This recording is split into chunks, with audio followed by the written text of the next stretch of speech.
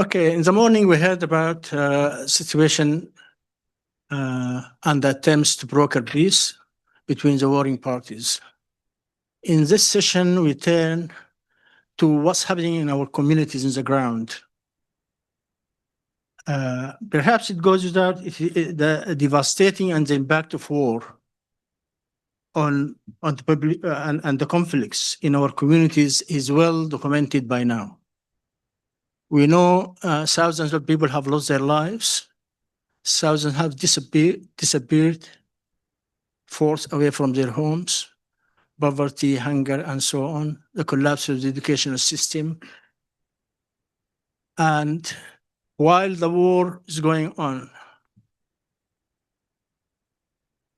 the civil society has to pick the pieces, have to care for the elderly, for the homeless, for the hungry people, and to ensure that our communities remain intact as much as possible. Many volunteers, thousands of volunteers, are working every day to enhance the ability of our communities to cope, respond, and survive during the war. Today we have three panelists here who is going to tell us about experiences or some examples of how people are working in the ground to ensure that people who are still in Sudan or outside Sudan are surviving. The civil society have, in addition to service delivery, they provide protection, they monitor the situation and give early warnings, they do advocacy, peace education, try to maintain social cohesion and mediation. We'll start from, we have three speakers with cases from Darfur, from North Kordofan, and from South Sudan. Our speakers, and we are really grateful for them, are Dr. Hisae Kato and Dr. Suad Musa and Justin Gordon-Muortat.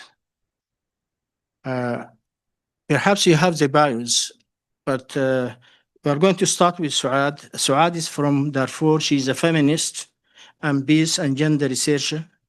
She is the author of Hawks and Doves in Sudan Armed Conflict, Al-Hakkamat Baggara Women of Darfur.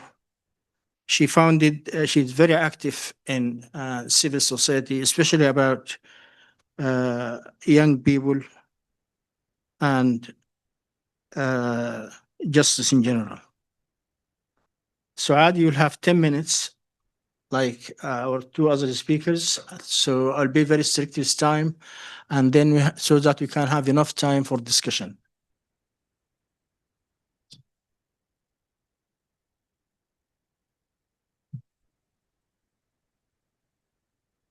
Okay.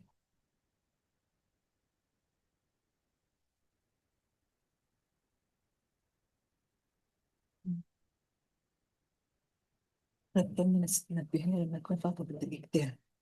اوكي. طيب السلام عليكم يعني hello everybody and nice to meet all of you, and I'm so delighted really, and I'm honored to be here, invited by the Sudanese Society, or the Society for Sudan and for the Study of Sudan and South Sudan. I'm from Darfur and I'm from Al-Fashir, and maybe most of you have heard about what is going on in Al-Fashir that has been besieged since November 2023. That means it's almost 2 years. And then actually it's become very hard for me really to speak about what is going on in Al-Fashir, because I myself have really gone through so many grievances, extensive, kind of losses in Al-Fashir. and in Darfur. But this is not about Al-Fashir. This is about Darfur. And Al-Fashir is Darfur. And just like Darfur is the whole of Sudan.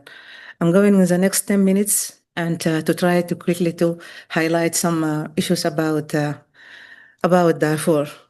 The title of the presentation is about the resilience of Darfur community, and that the resilience of Darfur communities also apply to the resilience of the whole Sudanese people. But why it is Darfur that matters really?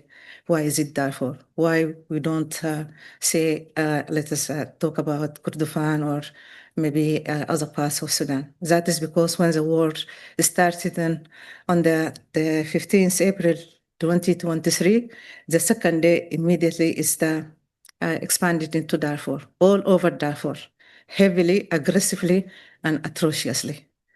And so that is a question is about, has there been any really resilience mechanism for people to survive?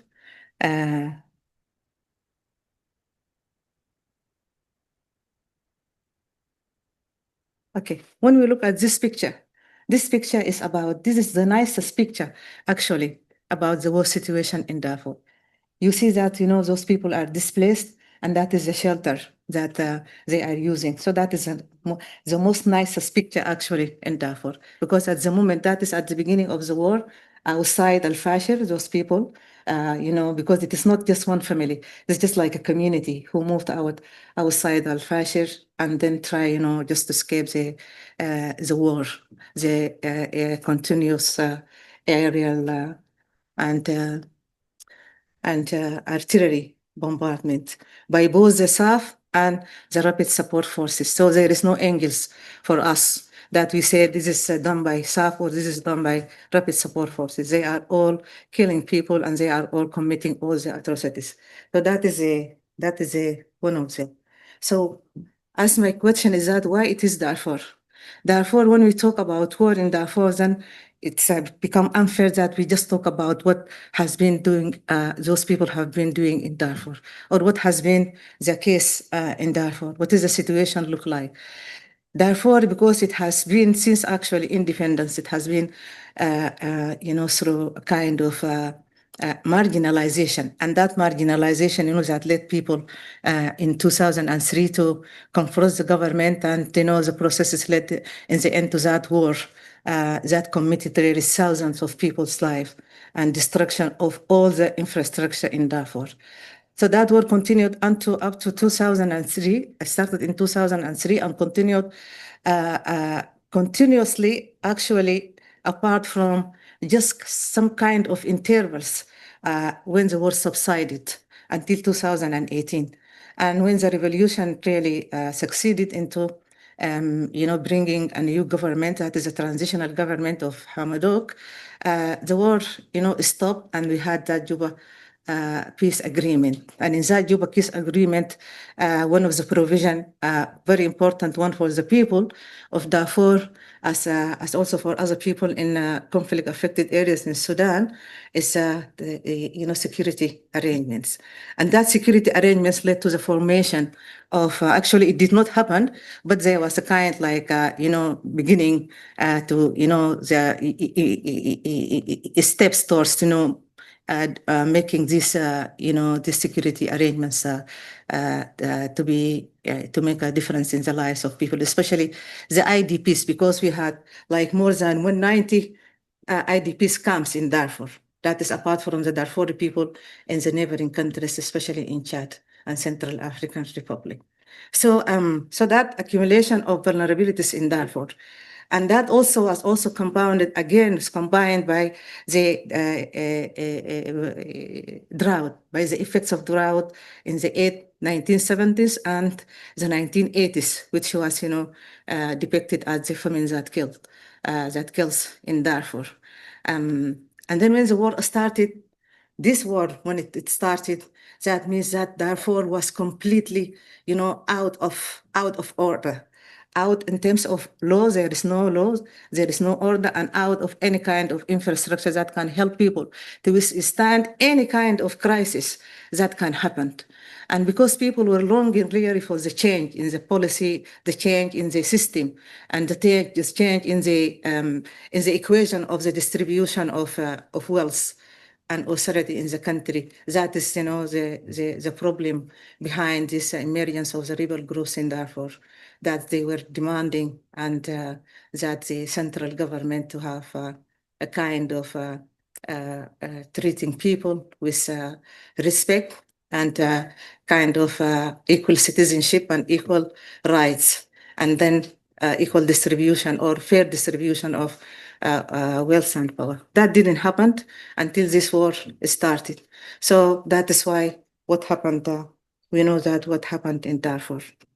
All, these points that I have tried really to put them down, it's not only in Darfur, as I said, because Darfur is just a symbolic or is kind of representative to the whole of Sudan, but because of the special situation of Darfur, then the impact is really more severe and it is worse. So we have that is, ongoing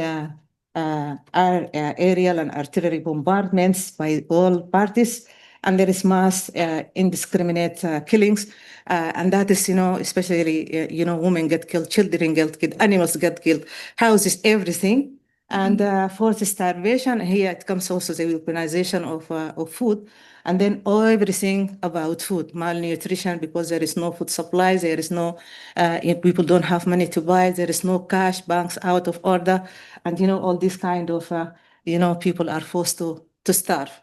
Forced to starve means they are forced to die, even though the bombardment is generally above the people's head.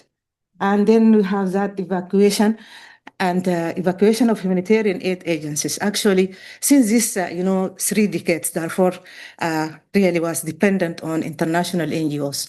And those international NGOs, humanitarian aid organizations, led by Oxfam, Save the Children, most of them were really pioneered by British non-government organizations. But, as you know, that in 2009, when al-Bashir was indicted, then he expelled 13 of those organizations, most powerful organization in the area of humanitarian assistance. And most of those organizations, they were working in Darfur and Kordofan. So just like, the whole thing, the whole rehabilitation and all actually there was no development in Darfur, but rehabilitation projects that was made by, or that was shouldered to this organization. So now there was no organization since 2009 until this war years started. So the whole, when I say here really destruction of infrastructure for basic humanitarian needs, I just mean, the limited number of health services facilities, like 2 hospitals in Al-Fashir, 2 hospitals in Niala, 1 hospital in Abdel, and the estimate of the population in Darfur is about 10 millions. That is the highest population in Sudan regions. So if we divide this population just randomly, that 2 millions in each of these 5 regions in Darfur, then we have 2 hospitals, like 2 hospitals for 2 million people. So you can imagine that. So that even that 2 hospitals, then they get, destroyed and whatever. So that is, okay.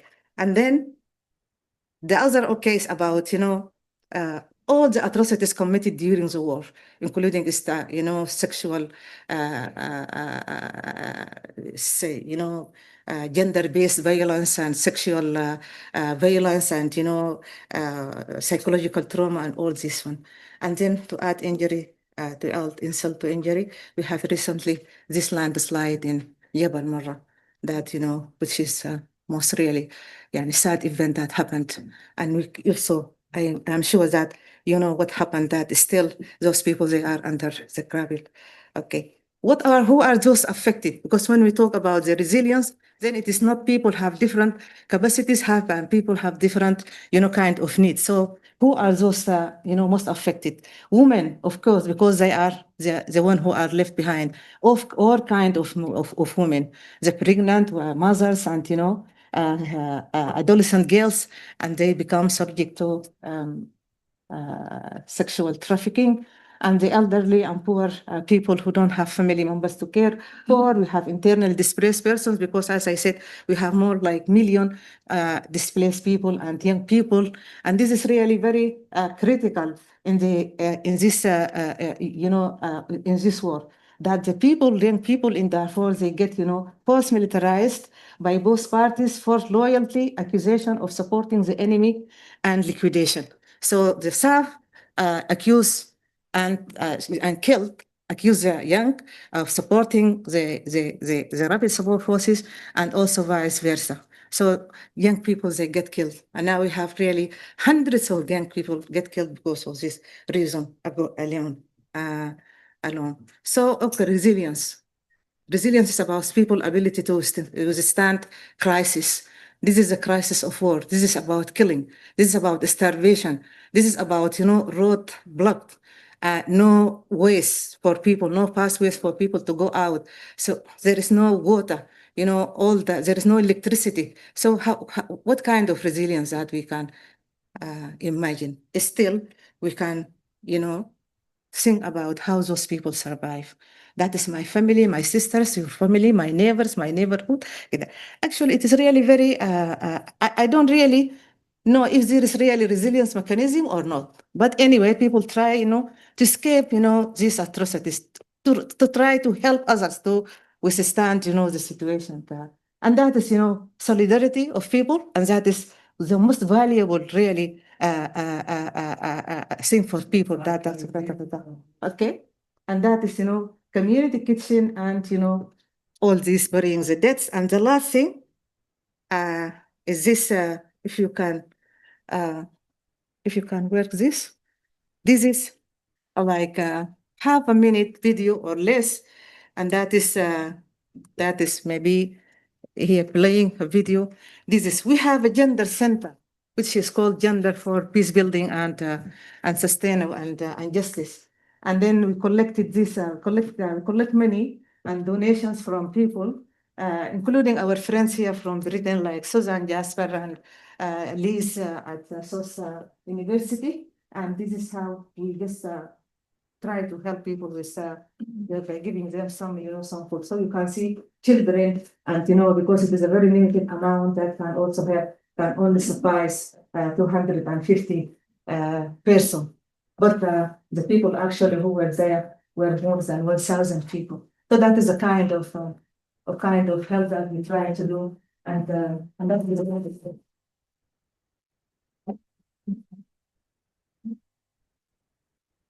Thank you very much for that. You painted a very devastating and painful picture of how people are suffering them. And probably we all need to think about those who are doing the work at the ground now, the mechanism that they, as you said, the mechanisms that they are using, and how can we support them. You have a microphone? Oh, I thought We can't hear you.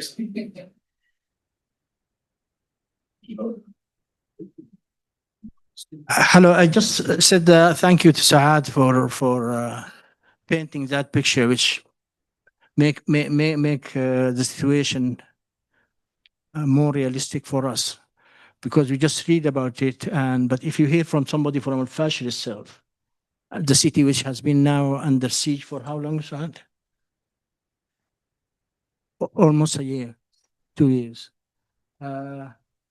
Just so I'm aware that we don't have enough time for the speaker, and I'm really sorry to cut you off. And now we move to Hisae, and we move to North Kordofan.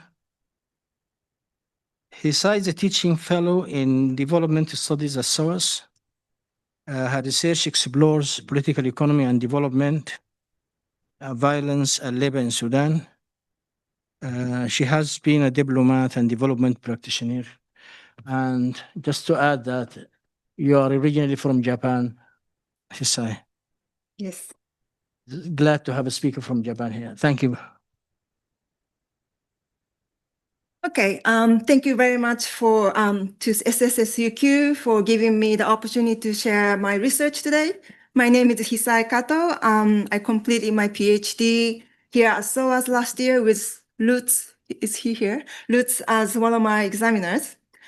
Today's presentation draws on part of that research, which I think speaks closely to this year's theme of resilience and peace. So when I think about peace and resilience in the context of Sudan, what comes to mind first are the women I met. My research focuses on people's everyday work. So my first question was, how does women's labor sustain life in times of scarcity or conflict? From there, I asked more broadly, how do households adapt through farming, pastoralism, wage labor, or reproductive work? Coming from a background in development, where employment is often treated as a solution to conflict, these questions pushed me to think differently about what work actually means in rural Sudan. What I found is that much of the labor that keeps communities together in time of crisis isn't always visible in surveys of peacebuilding programmings. And by labor, I mean the labor that holds life in communities themselves, cooking, caring, and other household or community-based activities that are rarely even recognized as work, even though they are the very condition that makes paid work, or can we say capitalist work, possible in the first place. To illustrate this, I will share two examples from North Kordofan that show how labor can be both a form of resilience and at the same time a site of hidden violence. My field work was based in Rahat. Not many people know that this town has also been directly affected by conflict, not only through physical violence in clashes between SPLM and the South, but also as a place of refuge. At one point, it received more than 31,000 people escaping from the fighting in places like Abkashora in South Kordofan. One way resilience appears in everyday life is through women's labor, but often this labor is not even recognized as work. In my interviews, both men and women sometimes dismissed it as not work. From my time use survey, women consistently worked longer hours than men. This was true even for professional women with full-time paid job. Rural men also worked longer than their semi-rural counterparts, meaning people living in rural centers such as Rahat, because they shared more reproductive labor. Let me show you a snapshot of that before giving a few examples. So looking at daily time use help us see what feminist scholars call the politics of time. Who gets what, when, and how. Talk about difficulty, there's a caveat to that. There are a lot of overlapping in what people do. You might be socializing at the same time making tea. So even for me to categorize certain activities in different categories, I had to sort of dismiss certain aspects of people's activities. But for the comparison reasons, I had to do it, and this is what I got. In Rahat, the survey revealed a clear pattern. Women worked longer hours every day than men, but much of this was unpaid. Men had more time for paid work, learning, leisure, or self-care. This means that women's labor, farming, cooking, cleaning, caring, was the glue holding households together. But because much of it was unpaid or uncounted, it remained undervalued and invisible. So coming back to this slide. Let me give a few examples. Women often left the fields early to cook for their families or multitask as they farmed, carrying babies, making tea while working alongside men. Teenage girls often became second mothers, while sons carried fewer household responsibilities and could focus more on school or paid work. And tea ladies extended their household labor, or skills rather, into the market, selling tea to sustain their families. This invisibility didn't end even when reproductive labor became paid. Domestic workers in private households or tea ladies in the market was still treated as low status, their work not really recognized as work. This labor is resilience. It sustains households, enables men's paid work, and keeps communities functioning in times of scarcity or distortion. But the very fact that it is invisible, uncounted, and undervalued is also, in my view, a form of violence. The same labor that stabilizes daily life is the labor that remains most easily exploited. Another example is nafil.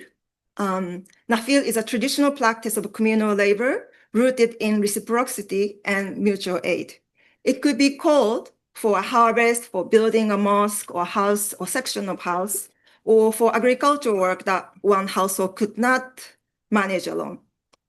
Both men and women take part of it, though in practice it is quite gendered. And in Rahat, many examples I heard were about building and agricultural work where men participated more. At its best, nafil embodies solidarity. People come together without pay to support a neighbor in need. Many of my research participants remember this as a joyful practice, something that created a sense of belonging and mutual obligation. But there was also a darker side. Poor men, for example, often felt they contributed more labor than they ever received back. Sometimes even the customary thanks after communal work, such as tea or meal, was not returned, as if their labor was not worth acknowledgement. In this way, men kept almost as wages as labor, and this inequality meant that nafil could reproduce existing socioeconomic hierarchies, turning solidarity into a mechanism of exploitation. And under al-Bashir regime, especially during governorship of Ahmad Harun, North Kordofan state even co-opted the language of nafil for so-called Renaissance project, as you may remember. People were pushed to pay taxes in the name of solidarity, often for projects that disappeared or faced serious maintenance challenges, like the Bara Omdurman Road, which was partly destroyed within a year. So here again, we see resilience, but also distortion. Nafil shows how community responses are never neutral. They sustain harmony and peace, but they can also reinforce inequality and be manipulated by those with power. Both women's network and men's participation in nafil show how labor is the foundation of everyday peace. Women's labor sustain households and communities through care and daily survival. Nafil, at least in principle, also sustains community through reciprocity and mutual aid. Together, they show how resilience is built from below, through work that often goes unrecognized. But these same practices also show the limits of resilience. What looks like solidarities or stability can conceal deeper inequalities. As one man told me, these are powerful men, so they receive more than us. So resilience is double-edged. It enables survival, but it can also reproduce domination and inequality. To close, I want to return to our session theme. When we talk about resilience in Sudan, we shouldn't only celebrate it. We have to ask, resilience for whom and at what cost? Everyday labor, whether women's network or communal nafil, reveals both the strengths of communities and the hidden violence that underpins them.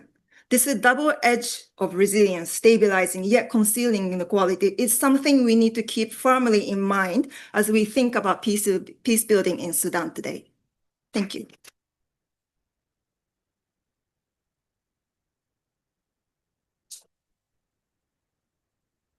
You still have 1 minute. You know what? If I may, I'm gonna talk about more deeply about my thesis next month in Oxford, really focusing on categories such as what Madam Suad explained about categories. So please join us.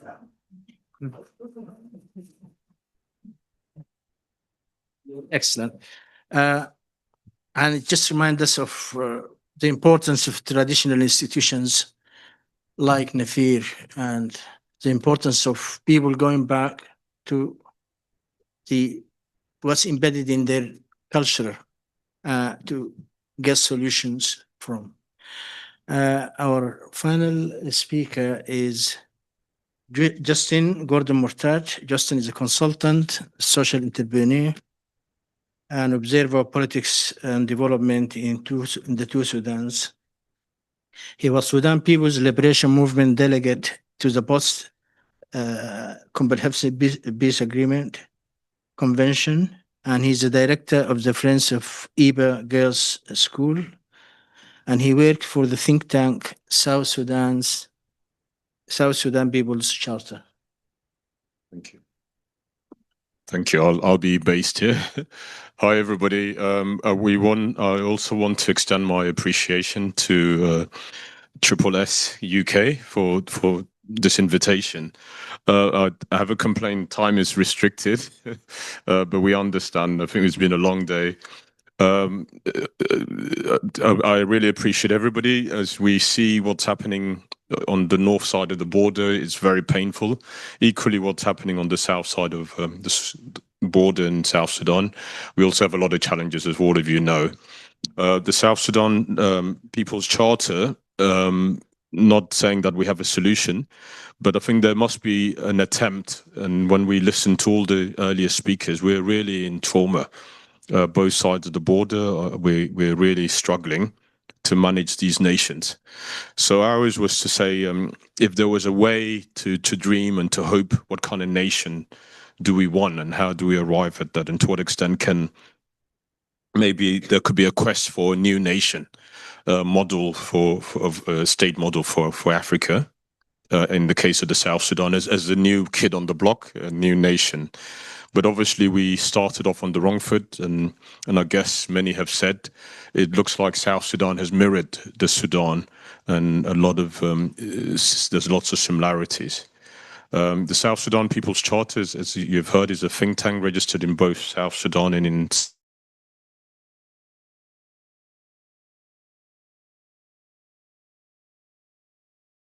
Republic, rekindle national awakening and a new political dispensation and paradigm shift to reaffirm South Sudan's independence and sovereignty and a developmental trajectory. These can only be achieved through open dialogue, consultation, consensus building, and the reclamation of South Sudan people's historical democratic credentials, tolerance, peaceful coexistence, and the establishment of better governance and service delivery. Obviously, as many of you know, in when the peace agreement was signed in 1972, although the Numeri led a military junta allowed South Sudan to function democratically, decapitated political parties are what we had, but we had fair elections, and we do have a history of this. Now, obviously, the country broke up. Many reasons are there. Dr. John Gerring is on record to say that if the country fails to rise to the challenge, then the union shall be dissolved amicably. Obviously, this was stated in January 2005. There were still hopes that the Sudan could maintain unity and remain as a country. Unfortunately, we lost Dr. John. A few years down the line, Sulfur said, the night may be long, but the day will surely come. This is on independence after decades of war. Indeed, the plebiscite and the independence of South Sudan were a euphoric moment in history that have been permanently enshrined in our memories. The majority of African states gained their independences in 1950, from 56 to 66. Equally, these were momentous moments for Africa.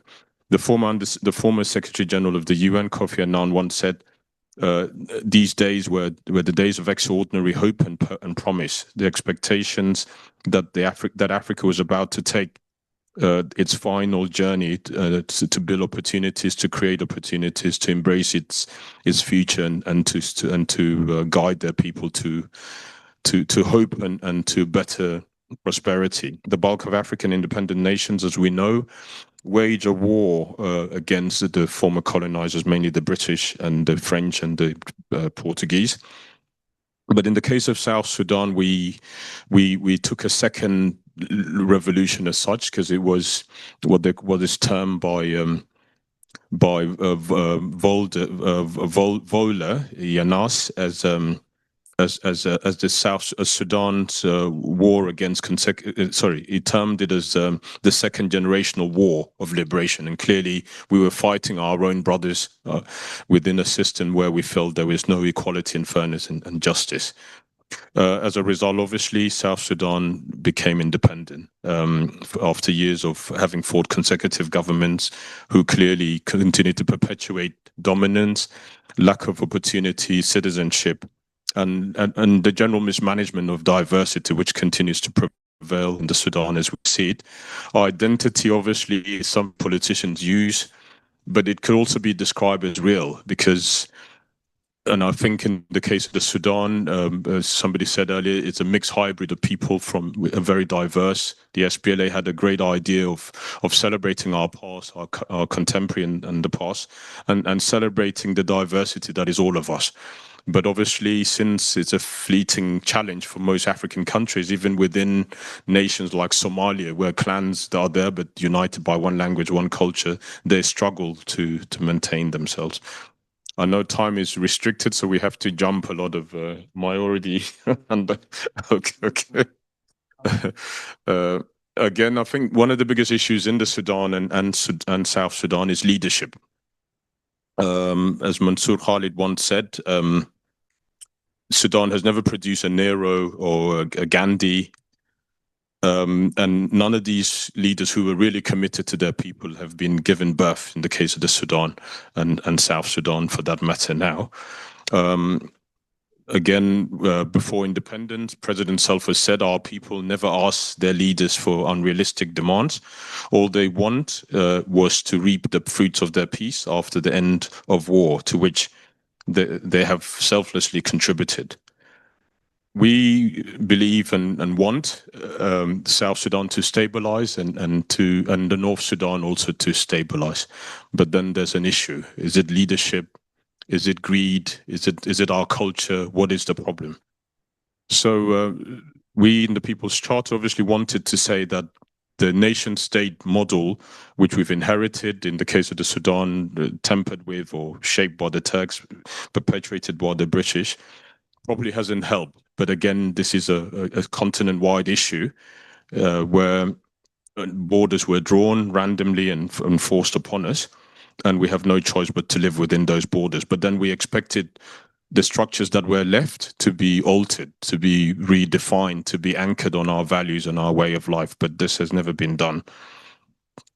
So what does independence mean for South Sudan? We do understand that there's a burden of history on our leaders, but then there's a sense of wanting them to really build a state and to build a national identity around the 64 plus communities that exist in that country. But then, do they really understand the pains of the citizens, the hopes and the aspirations of the citizens, who also were instrumental in realizing the independence of the country because they voted in the plebiscite?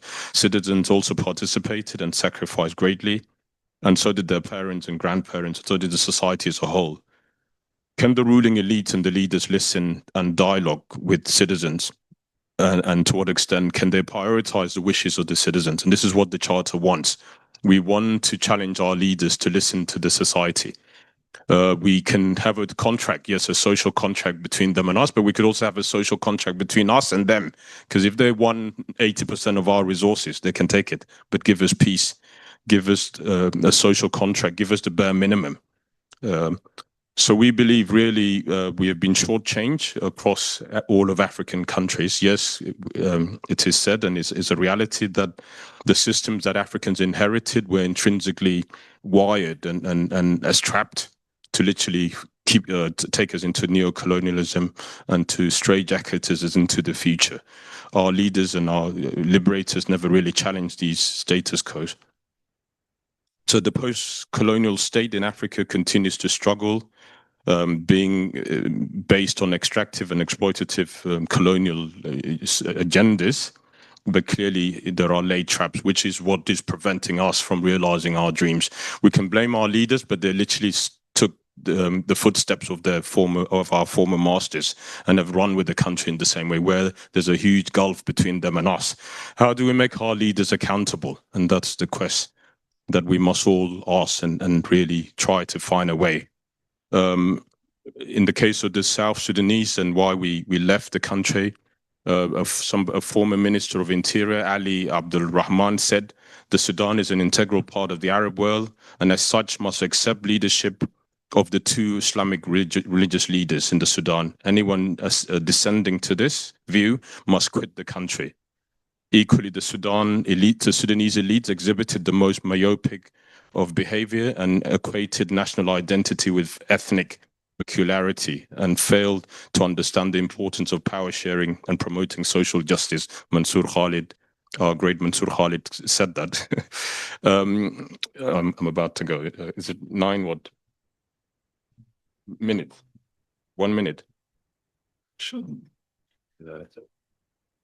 Yeah, I really protest. This is how rebellion starts.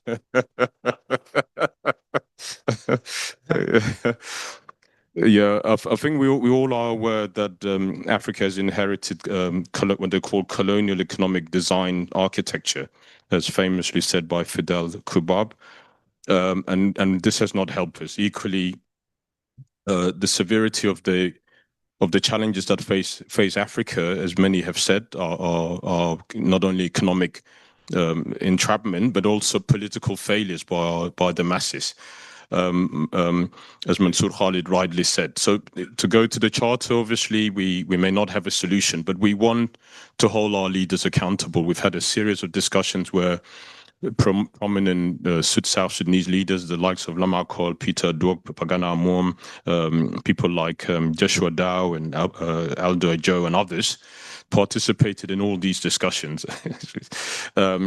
So basically, yeah, shall we say? So okay, so for instance, national identity is a big issue, but as an important book on South Sudan by a lady called Sunja Thiron talks of leadership, nation building, war in South Sudan, and the problem of statehood and collective will. She identified clearly the issues around national identity as territory, national identity, political organization, collective will, and collective responsibility. What we want, if our leaders have failed us, what is our collective will? What is our collective responsibility? And how do we oblige our leaders to actually listen to us? So we have done this research, and we are continuing to do this research to try really to knock on doors, but to most importantly argue for a social contract, bare minimum, bare rights of our citizens. If our leaders are so greedy and they continuously fight because of the mere resources, they can own us. We can have even an arrangement like we have in the Middle East, where they can rule forever, but give us our rights, and we will be peaceful. Thank you.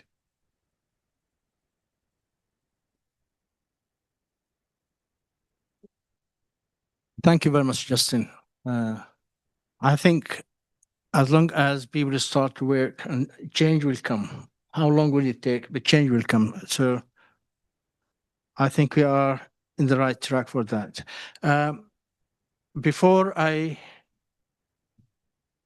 give chances to questions, I just want to ask either Suad or Hisae to say something about the role of foreign NGOs and foreign intervention in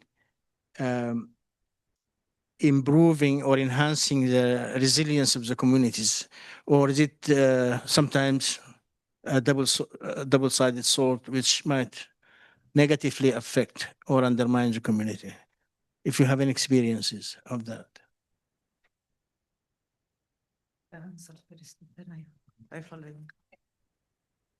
I came to Sudan for the first time as working for JICA, and afterwards working for Hayat al-Maya, and IOM. So I got to see sort of donor side, international side of what's happening. And I really think, first of all, community's resilience. Which community are we talking about? Because if you're really talking about community that really need the most support, then I really don't think internationals are doing anything good, because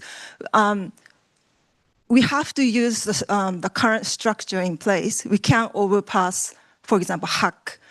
So you do have to go through certain NGOs that fit in their criteria. And even if you set, for example, target criteria, you need certain people. I mean, for vocational training, you often target two groups, young men or older women who lost their husbands in war or so. But at the end, when I actually explored this in my PhD, when you actually looked at who are getting this support, it's really not the people who actually need the support. So there is a criteria, but you sometimes find the sisters of people who are implementing, who have nothing to do with any displacement that the program was supposed to reach. So I think international organizations or bilateral organizations like JICA or the German ones, they really need to make sure that their criteria are respected. But how realistic is that to do that through the current structures? I really don't know. But at the same time, there are local groups that are really much closer to working with groups that are, that would need a lot more support. But they are not really visible. They are not there. And they may not exactly know the niche words that internationals are looking for. So, I mean, and international NGOs or bilaterals are responsible in reporting to wherever the headquarters are. Can we bypass that so that we can support people in need? Or is it really just a dream you're talking about? Okay, thank you for the question. If I look at Sudan, and especially in Darfur, then I see that international organizations really, they did a lot in helping people. And that is during the drought and during the war, and they are always there. They are, running health services, and also community-based organizations, grassroots organizations, national NGOs, and training in so many kind of areas, and also helping by cash in some communities. And but the problem is that international NGOs cannot work under lack or in precarious security situations like the current situation in Sudan. And therefore, also their policy, I think, don't allow them, to expose the workers to any kind of lack of security or any kind of problems like that. And here comes the role of national NGOs. Now the role is shouldered to the national NGOs, because those national NGOs, they are composed or consist of local people who go inside and who move during the bombardments and during the killings and during all, these atrocities. They are there for the people, and then they navigate their ways and reach to those who are unreachable or in places that are difficult really to reach. So here, we need to question the international NGOs. How can they support those people to survive? So the support has to come directly to those national NGOs. But the problem is always about, do they have the systems that allow to accommodate any kind, because we don't see any kind of new interventions, new kind of coping mechanisms with the international NGOs, to cope, how to fund these organizations, how to keep funding, how to keep supporting those organizations. Some of them, I think they are trying to do something like Andy, my friend, and then they still go there to Niala, go to Jabal Marra, go to some other places, and try to help, because maybe in their opinion, their presence really count in in making a difference in the administration of the work. But what we need now, the international organization, is to trust, because now we have, for instance, the bank are not working, or they are out of order in Sudan. Yes, in some places, maybe in Port Sudan, but when you go to Darfur, to Kordofan, maybe even to northern part of Sudan, it's not everybody has a bank account. And then people, there is no cash. There is completely lack of cash. So people, they just rely on each other. And then it's a very exploitative kind, really, of transactions. But still, because, nothing is better, something is better than nothing. That the international NGOs need first to trust those national NGOs. And because it's an emergency situation, they have really to develop a kind of new guidance and new kind of system that can really help in, and that is we have not yet seen, and we are looking forward here to see how those international NGOs do. International NGOs, they are waiting for this ceasefire so that we can have safe corridors for humanitarian aid to pass, and there is no bombing, there is no, and with the current situation that we see in Sudan, I'm afraid that there is no clue that we can say that this war or these bombardments or this killing or artillery is going to stop in the next very near future. So the international youth need to rethink their approach, the whole approach on how to build the resilience. People now are dependent on their own means. Just a question for you, Justin, about the civil society in South Sudan. I think for this project to progress with the speed that you are thinking about, that we need to strengthen the civil society in Sudan, because otherwise, and we are starting from such a low base, I think, in South Sudan. Can you reflect on that? Thank you. Yeah. Clearly, there is a civil society in the south, and it's quite active. It's visible. It's talking to everybody. They've been very involved in peace processes. They're quite brave as well. They do add their opinions. But what has happened, they've also been infiltrated. And so it's difficult to know really who are really committed to progressing the ability to hold leaders or establishment to account. Again, a lot of them are staffed economically, and they depend on external funders, and at times also external funders have their own agendas. So they're really depleted. They don't have enough funds. Otherwise, they could do a lot. We are a member of a coordinating body for civil society organizations, but equally, when jobs do arise, people fight for who gets to get those funding. So in a way, there's not enough funders to support them. But in fairness to the civil society, they've really held those in power accountable and continue to talk to them continuously. So I'm sure that this is deserve another conference by itself, the role of civil society in both countries in these difficult circumstances.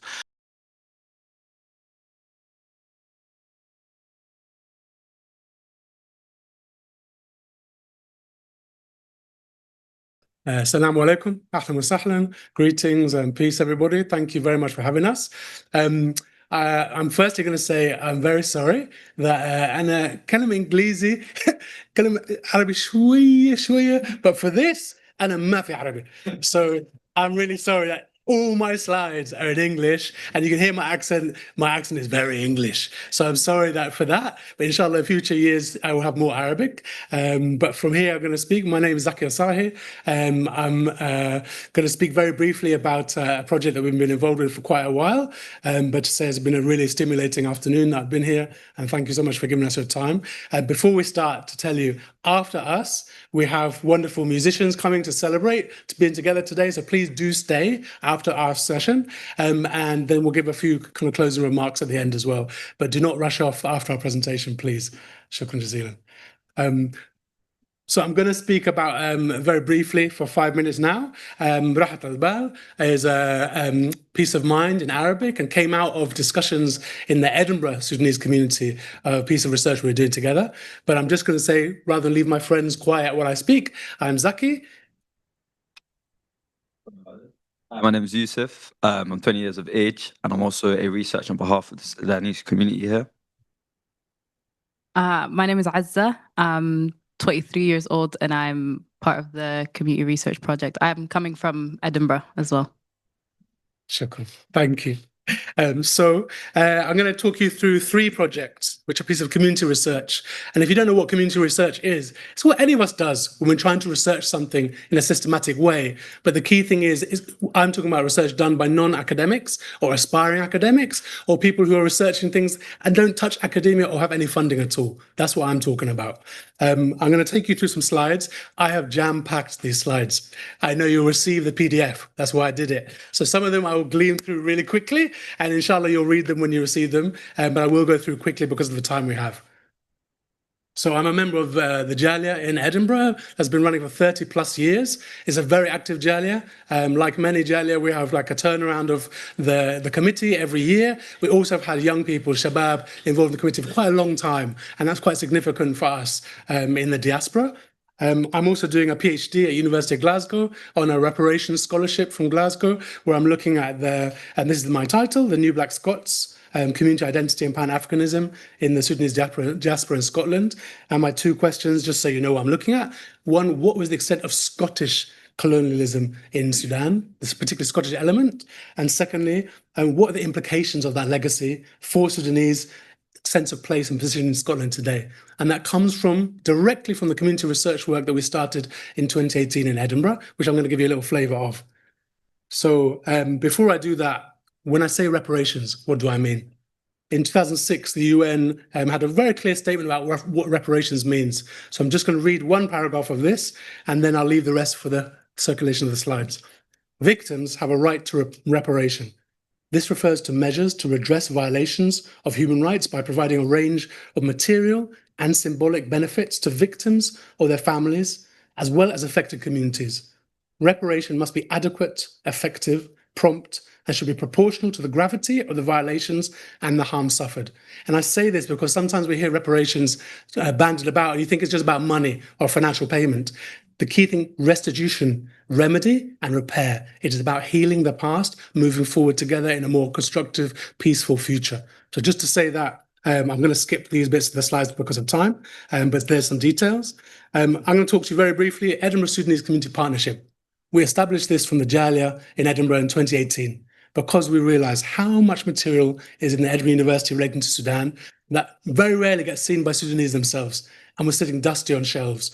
So in 2018, we started a project looking at bridging between the university and the local community, many of whom were living in dire poverty in Edinburgh City, but also a very young population as well.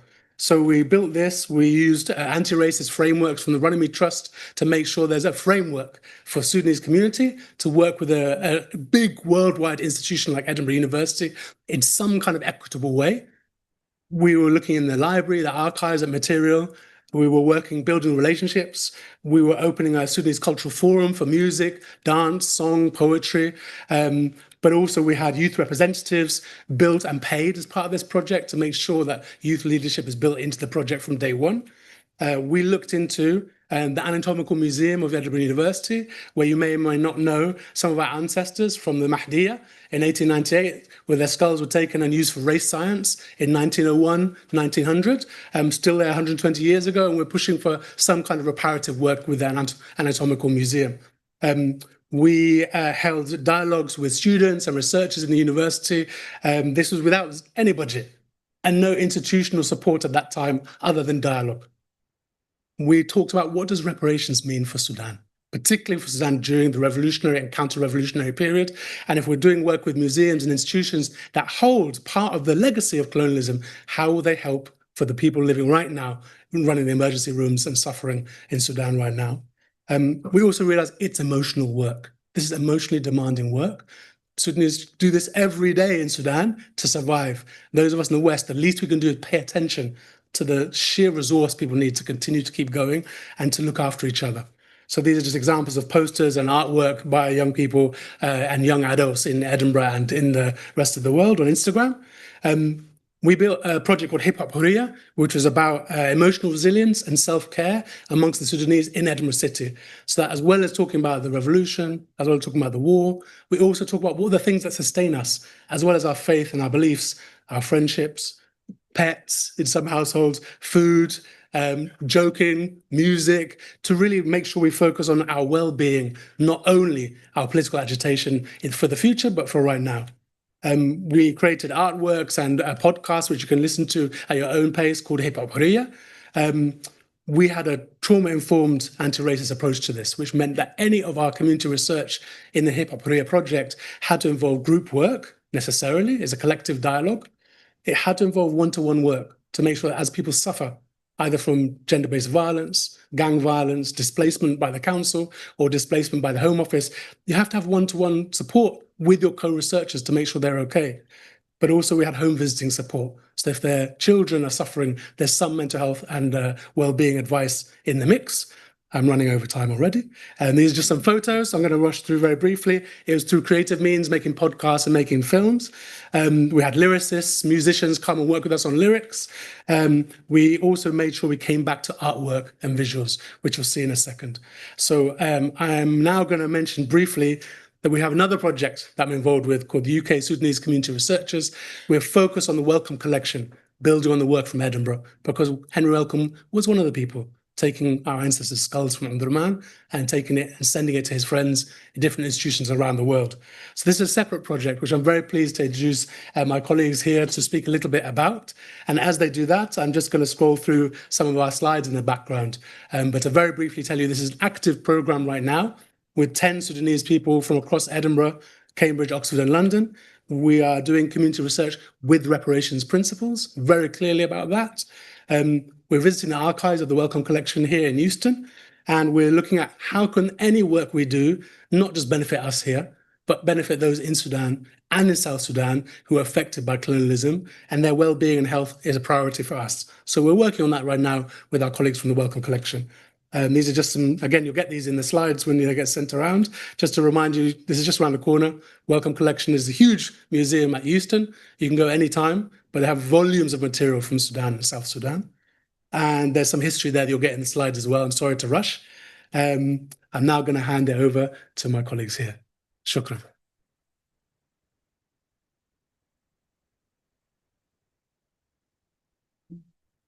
Hello, everyone. Assalamu alaikum. Thank you, Zaki, for that as well. My name is Yousif. I introduced myself briefly before, but as I said, I'm 20 years of age as well. I study at international business at the University of Westminster, just around the corner, and also do sales for work. I wanted to share with you guys how I got involved with the research program and how I met the wonderful Zaki and everyone else across the program. So one thing I'll tell you about myself is that I like to get involved in politics as much as I can, or I like to think I do. And so it must have been one day where I was reading the news, and I like to read the news. I like to look at articles. I like to go on social media platforms. So once I'm reading the news, I start to think I'm not really seeing anything about Sudan, even though the circumstances in Sudan are a lot worse than what I'm reading. So then I started thinking, why does the Western media like to turn their blind eye on Sudan? Why every time, what has Sudan done to the rest of the world for that to happen? So then I started raising these concerns and these questions to close family. And as much as I was grateful for the insightful information, I still wasn't satisfied in a way. So then I started asking my mum. Then my mum started talking to me about a program she's been involved recently. And that's when she started mentioning Zaki and how I could get in contact with Zaki. Next thing I know, before I know it, I've come to my first meeting, as Zaki mentioned briefly as well, the Wellcome Collection Centre. So now I've gone to this meeting, I'm sitting down, seeing a lot of new faces, a lot of scholars, and very passionate individuals. And when I'm hearing these individuals talk about their journeys, about what they've experienced throughout their whole journey, I'm starting to realize I don't really know anything. In fact, I didn't know a thing. That's me keeping it honest. So then when when I'm listening, it was an eye-opener for me. As I said, I didn't really know a thing. Because I'm learning about the history of Sudan. That's not really been mentioned before. I'm learning about the present, what problems that occurs. I'm learning about the future and what it holds. And then, for example, we went to a museum in Swindon, had an exhibit of Mahlub. And with this exhibit, everyone was circling around it. And the beautiful thing about it is that everyone had different perspectives on this one item. It had so much significance. There was just one small object. I had people talking about their experiences from their childhood, about how this had so much value and throughout their whole journey as well. And that kind of made me see that Sudan is more than what everyone sees it as. And that is, as I said, it does have significance to it. Another thing that really sparked my passion as well is my uncle. He came from Sudan to the UK recently. Before that, he was in Egypt. So when he's come, I've obviously catch up with him, talked to him, and he's talking to me about his journey, about how he got out of Sudan and then ended up in Egypt with his 2 children, his wife. And he's just showing me all of these pictures and what I've missed, because he used to live in the UK before and then he went to Sudan. So he was in the UK for 7 years. So when he's showing me these pictures, I start to see that he's tearing up.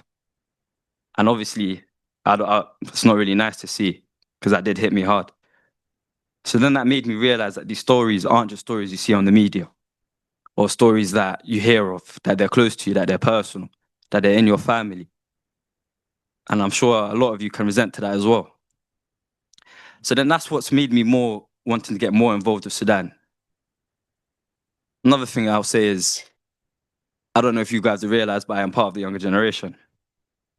Or as we like to say in Sudan, al-Shabab. So that is why I'm grateful for my mum and for Zaki as well for that, for getting me involved in such a young stage in my life, for allowing me to see what I can do and even what the future can bring as well. And with this research program, it has been very insightful, like very much of an eye-opener for me. And I want to be that kind of influence for the younger generation to take that step forward as well, to try to take action. Because with this research program, I really do think that we can take action, even if it's little by little. And one thing I will say, as Zaki mentioned before, is do come see the Welcome Collection. They do have many objects, exhibits, skulls from our ancestors from years back that will really make you see like, this is something. And that's why I feel like I need to just take a step forward with learning more about Sudan. Thank you.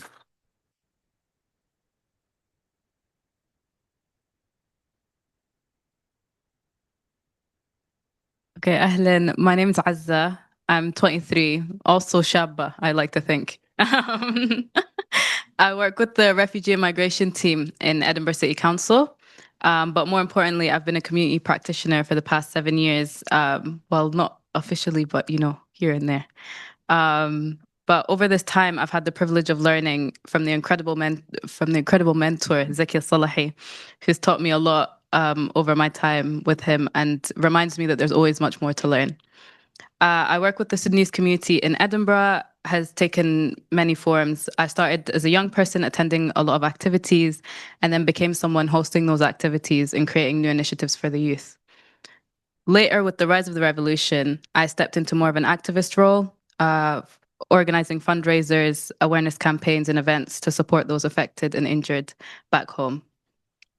Much of my work has focused on the Shabab, the younger generation, and I always wanted us to understand the value of our culture and to see what is happening in Sudan affects us all and not just our parents or the older generation.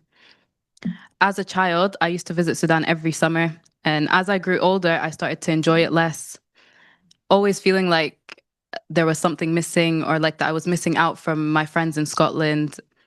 But I always thought there'd be next year until suddenly there wasn't a next year. And that loss of connection hit me very deeply. For a long time, I denied it. And eventually I realized the absence and I could feel it within in my core. So in response to that, I began organizing events and fundraisers and weaving my Sudanese identity into every little thing that I did. These gatherings, they brought a lot of joy, and I felt I could see the effect it had on everyone around me. Seeing the diaspora come together, like although we're in exile. But when the events ended, I felt myself questioning whether it was enough or whether we were just doing it to comfort ourselves in the West. The word performative haunted me. I kept feeling as though we weren't doing enough. So, but I still kept going, and because even with my doubts, I realized something very important, that without these projects and without these conversations, Sudan's erased from the room, and our community work ensures that that doesn't happen. And that for me is what repatriation and self-repair looks like. It's not a single act or one event, but a continuous practice of coming together, creating spaces for dialogue, and refusing to let Sudan slip from memory. Through community research, collective healing, and resilience, we remind ourselves that Sudan's not forgotten. So just as we finish up, I'm just going to put the contact details on up here. It's not all about me, but I am the point of contact. So those who are interested, please take a screenshot and get in touch on either the phone number on WhatsApp or email. But also we will have like a more formal group contacts in the future, inshallah. It's just to finish by saying thank you so much for listening, give us this platform. Thank you to the SSSUK for encouraging us to have more of a Shabab influence and saying platform, and just say thank you for being a lovely audience. I'm sorry for the questions we couldn't take. We have to enjoy music now, inshallah. So thank you so much.